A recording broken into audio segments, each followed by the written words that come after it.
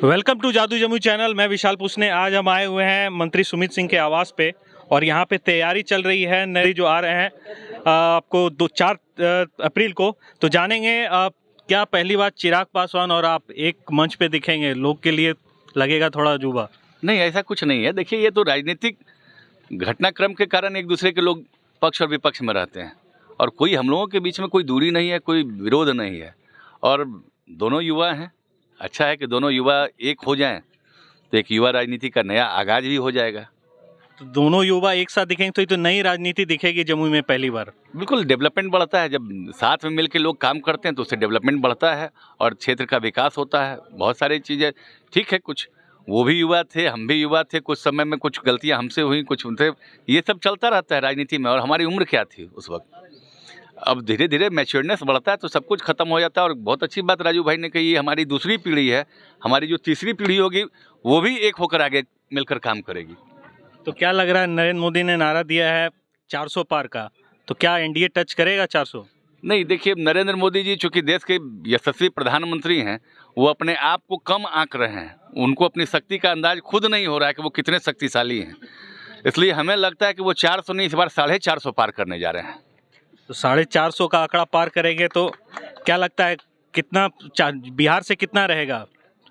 बिहार में 40 से 40 सीट हम लोग जीतने जा रहे हैं और जमुई लोकसभा के जनता से हम आह्वान करेंगे, आग्रह करेंगे कि जमुई लोकसभा की जनता, और ख़ास करके जब हम खुद हैं तो हम अपने साथियों से भी आग्रह करेंगे कि जब हम लोग सब एक हो गए हैं तो जमुई की जनता कुछ एक ऐसा रिकॉर्ड बनाए कि देश के प्रधानमंत्री भी जब लिस्ट उठाकर देखें तो उसमें जमुई नंबर 1 अव्वल नंबर पे होना चाहिए। तो क्या लग रहा है 4 तारीख वाले में कितनी भीड़ रहने वाली है? भीड़ अप्रत्याशित होगी और जो मैदान होगा उस मैदान में जितनी भीड़ होगी उस मैदान से बाहर भी उतनी ही भीड़ होगी। ये आप देख लेंगे 4 तारीख को।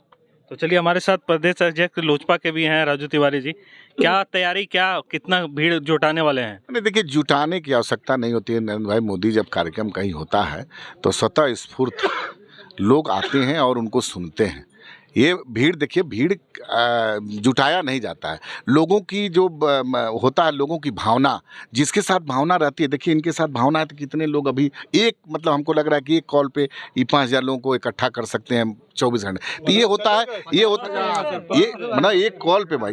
तो मैं ये कहता हूँ, ये भावनात्मक संबंध होता है, भावनात्मक रिश्ता होता है। अगर ये बड़ा कार्यक्रम करना चाहें तो 50,000 इनके लिए 1 लाख छोटा चीज़ है। तो ये भावनात्मक संबंध से होता है, जुटाने से नहीं लोग आता है। तो देश में मोदी जी के प्रति ऐसी भावना है कि लोग स्वतः स्फूर्त होकर के जाएंगे और मैदान छोटा पड़ जाएगा। मैं आपको बता दे रहा हूँ। तो इस बार इनका साथ मिल रहा है तो क्या लग रहा है, ताकत बढ़ी है? इनका साथ हमेशा मिला है भाई। मैं तो यहाँ 14 से आया हूँ। अब थोड़ा छोड़, आप लोग बातों को छोड़िए। हम बताएं ना कि इनका दूसरा सेकंड जनरेशन का रिश्ता है, इसलिए भ्रम में पालने की आवश्यकता नहीं है। ये सब लोग एक दूसरे के दुख सुख में, हमारे नेता का स्वर्गवास हुआ था तो ये भी गए थे, हमारे गार्जियन, इनके पिताजी का स्वर्गवास हुआ था, दुख सुख में दोनों परिवार आया गया है। ये सब थोड़ा बहुत राजनीतिक होता तो उसको नहीं लीजिए इस बार। इसीलिए हम कह रहे हैं ना कि इस बार जमुई चुनाव में रिकॉर्ड नहीं, पुराना सब रिकॉर्ड को ध्वस्त करके इस बार उससे ज़्यादा वोट से विजय होगा। ठीक है, आखिरी सवाल लेंगे मंत्री सुमित सिंह से कि बाहरी और भीतरी वाला बात बहुत चल रहा है, तो इस पे आप अपना क्या व्यू रखते हैं? देखिए, बाहरी और भीतरी किसको कह सकते हैं आप? जो हिंदुस्तान का है वो हिंदुस्तानी है। अगर वैसा आप कहेंगे तो हमारे देश के जो यशस्वी ओजस्वी प्रधानमंत्री वो भी गुजरात से हैं और वो बनारस से चुनाव लड़ते हैं और बनारस की जनता उनको स्वीकार करती है। तो ये बाहरी भीतरी नहीं, ये व्यक्तित्व पर निर्भर करता है कि आप कैसे व्यक्तित्व को अपना नेतृत्व दे रहे हैं। तो व्यक्तित्व अच्छा होगा तो हम लोग अपना नेतृत्व उनको देंगे। तो अच्छे व्यक्तित्व के लोग आए हैं तो हम लोग उनको अपना नेतृत्व देने जा रहे हैं, उनको सांसद बनाएंगे यहाँ से और रिकॉर्ड मतों से सांसद बनाएंगे। इसलिए कि वो चिराग जी के बहनोई भी हैं और काफ़ी शिक्षित पढ़े लिखे व्यक्ति हैं और उनके बारे में माना जाता है बड़े मर्यादित व्यक्ति हैं। तो अरुण भारती जी का जो रिकॉर्ड है, मतलब जो रिकॉर्ड चिराग जी का था रिकॉर्ड, वो चिराग जी का भी रिकॉर्ड इस बार टूटने जा रहा है। अरुण भारती जी को हम लोग उससे अधिक मतों से जीता रहे हैं। तो ये थे हमारे साथ मंत्री सुमित सिंह और राजू तिवारी जी। उन्होंने बताया है कि कैसे यहाँ पे कैंपेन को 4 तारीख को जो मोदी का है उसको कैसे आगे बढ़ाना है।